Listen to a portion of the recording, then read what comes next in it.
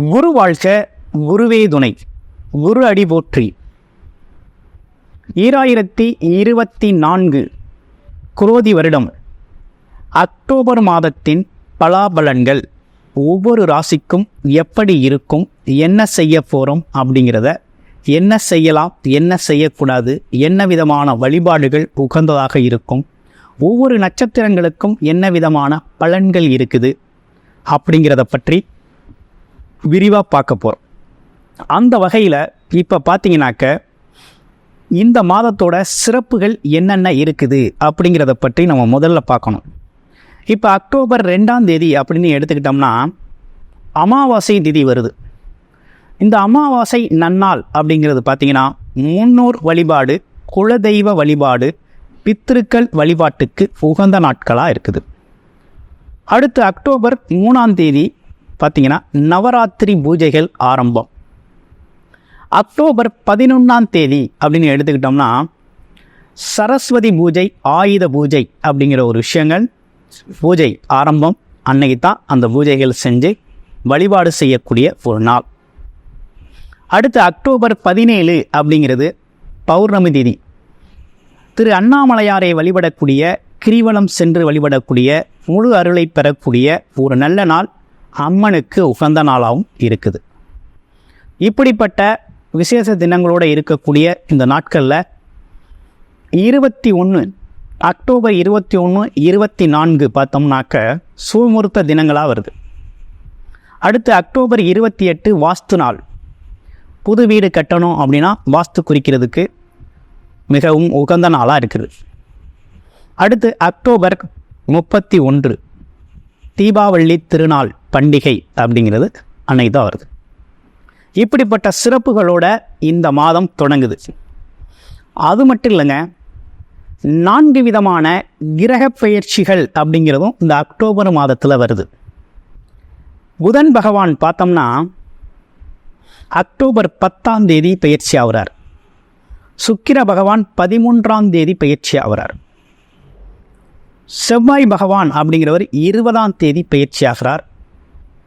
இதுக்கு இடையில சூரிய பகவான் அப்படிங்கிறவர் அக்டோபர் 14ஆம் தேதி பெயர்ச்சி ஆகிறார். இப்படிப்பட்ட பெயர்ச்சிகளை வைத்துக்கொண்டு என்ன விதமான பலாபலன்கள் இந்த அக்டோபர் மாதத்தில் இருக்க போகுது அப்படிங்கிறத டீட்டெயில்டாக விரிவாக நம்ம பார்க்க போகிறோம்.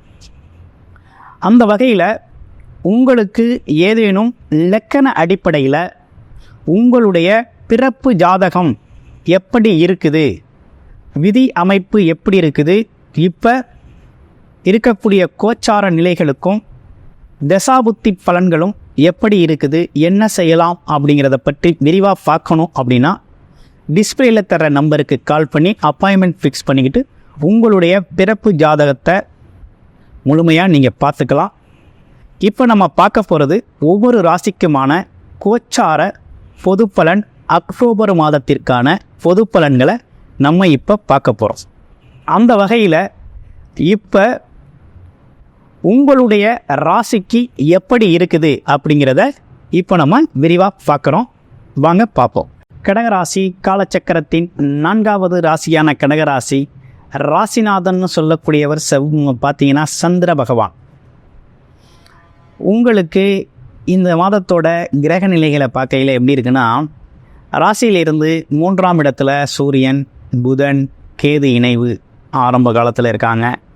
அடுத்து பார்த்திங்கன்னா 4ஆம் இடத்துல சுக்கிர பகவான் இருக்கிறாரு. அவரோட யார் போய் சேர்றாரு அப்படின்னு பார்த்தீங்கன்னா இப்போ அக்டோபர் 10ஆம் தேதி பார்த்திங்கன்னா புதன் பகவான் போய் சேரக்கூடிய ஒரு நல்ல அமைப்பு அப்படிங்கிறது ஏற்படுது. அடுத்து பாருங்கள், உங்களுடைய ராசியிலிருந்து 8ஆம் இடத்துல சனி பகவான் வக்ரகதியில் நிற்கிறார். அஷ்டமச்சனி பாதிப்பு இருக்குது. அடுத்து 9ல் குரு ராகு பகவான் இருக்கக்கூடிய ஒரு அமைப்பு. 11ல் குரு பகவான் இருக்கிறார். அவரும் 9ஆம் தேதி வக்ரம் அடைகிறார். அடுத்து 12ல் செவ்வாய் பகவான் தொழிலதிபதி 12ல் போயிருக்கிறார். அப்போ இந்த காலகட்டம் எப்படி இருக்கும் கடகராசிக்கு அப்படின்னு பார்க்கையில், கடகராசியை பொறுத்த வகையில் இந்த காலகட்டத்தில் கிரக மாற்றங்களால் வேலை, தொழில், வருமானம் சார்ந்த விஷயங்கள்லாம் எப்படி இருக்குது அப்படின்னா கொஞ்சம் உள்ளதை உள்ளபடி மெயின்டைன் பண்ணுறது அப்படிங்கிறது கடகராசிக்கு இந்த காலகட்டம் நல்லது. ஒரு நல்லதொரு வேலை இருக்குது, அந்த வேலை நல்லபடியாக போகுது, நல்லா இருக்குது அப்படின்னா அப்படியே மெயின்டைன் பண்ணுங்கள். அதே நேரத்தில் வேலை சம்மந்தப்பட்ட விஷயங்களை சின்ன சின்ன இடையூறுகள் வந்தாலும் பெருசுபடுத்தாமல் அந்த வேலையை கண்டினியூ பண்ணுங்கள். அந்த இப்போதைக்கு வேலை மாற்றம் செய்கிறதுக்கு ஒரு சரியான காலகட்டமாக இல்லை. அடுத்து பாருங்கள், தொழில் சார்ந்த விஷயங்கள்லாம் எப்படி இருக்குது அப்படின்னா, தொழில் சார்ந்த விஷயங்கள் இந்த காலகட்டத்தை பொறுத்த வகையில் கொஞ்சம் லாபகரமாக போய்கிட்டு இருந்த தொழில்கள் அனைத்துமே தொழில் நல்லா இருக்குது அப்படின்னா அப்படியே மெயின்டைன் பண்ணி போங்க. புதுசாக ஒரு தொழில் தொடங்குறது, புதுசாக ஒரு முதலீடு செய்கிறது, இதெல்லாம் பார்த்திங்கன்னா நீங்கள் கொஞ்சம் லேட்டாக தான் செய்யணும். இந்த காலகட்டம் மிகவும் பொருத்தமாக இல்லை, கொஞ்சம் லேட்டாக பண்ணிக்கலாம், அவசரப்பட வேண்டாம் அப்படிங்கிற மாதிரி தான் இருக்குது. ஏன்னா தொழில் வேலை வியாபாரம் சார்ந்த விஷயங்கள்லாம் பார்த்திங்கன்னா அதாவது எதிர்பார்த்த வகையில் இல்லை. நம்ம ஒரு ஒரு ஒரு கற்பனை, ஒரு எதிர்பார்ப்பு அப்படின்னு ஒரு விஷயம் இருக்கும் இல்லையா, அந்த அளவுக்கு இல்லை, ஆனால் போதுமான அளவு இருக்குது.